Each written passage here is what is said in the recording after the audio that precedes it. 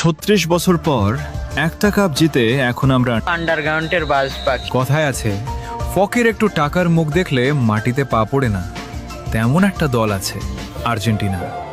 2022 বিশ্বকাপ জেতার পর এমন ভাব ধরছে মনে হয় ফুটবলের জন্মটাই বুঝি 2022 সাল থেকে হয়েছে। এখন তারা অন্য কোনো দলকে দলই মনে করে না। তাদের ভাব এমন, বাকি সবাই মাঠে শুধু হাজিরা দিতে আসে। ব্রাজিলের 5টা বিশ্বকাপের কথা বললে বলে ওগুলো তো অনেক আগের।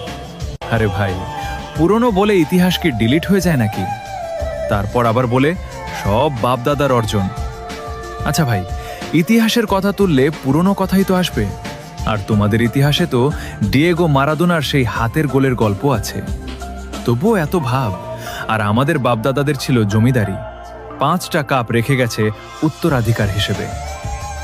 If you don't mind, Argentina সাপোর্টাররা কি আবার করলে